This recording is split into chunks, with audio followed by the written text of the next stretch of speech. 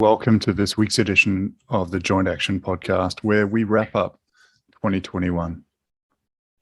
Now, the end of the year is upon us, and in many senses, a lot of you might think that it's a year that we'd rather forget. But as counterintuitive as it might seem, this slow-burning global healthcare crisis and the ensuing impacts that has on our lives has also presented us with opportunities.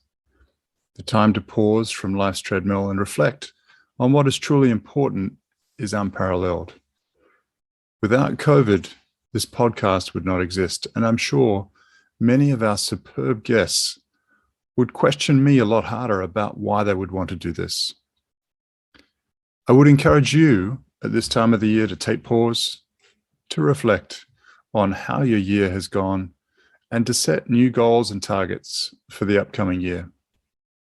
It's also a wonderful opportunity to look back at some of the previous episodes and try and target those that are most immediately relevant to you. It might be that you are struggling with flares or episodic fluctuations in symptoms and don't know how to handle them.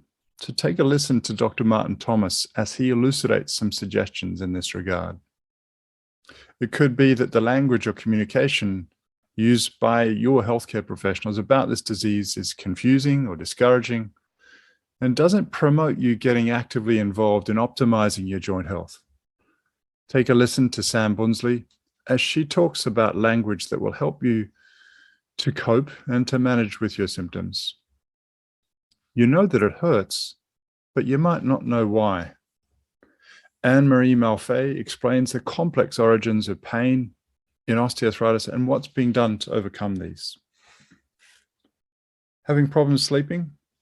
It's a common issue for people that have osteoarthritis. And again, there's lots of tricks to assist.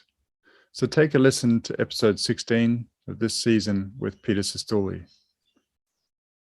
Considering surgery for your knee osteoarthritis. The first and most important question is, do you really need it? Take a listen to Howard Lux and his insights about that. These are just a few of the wonderful episodes and conversations I've had the privilege to have this year, and I hope you've gained from some of the knowledge and insights that these guests have provided. I'd like to start by thanking our wonderful guests who've provided all of these insights. The tremendous support and feedback that you, as an attentive and engaged audience, have given me, and in particular, my right-hand support, Vicky, without whom none of this podcast would be possible. But for now, I wish you all an enjoyable holiday season. Stay active and take care, and we look forward to bringing you more content in 2022.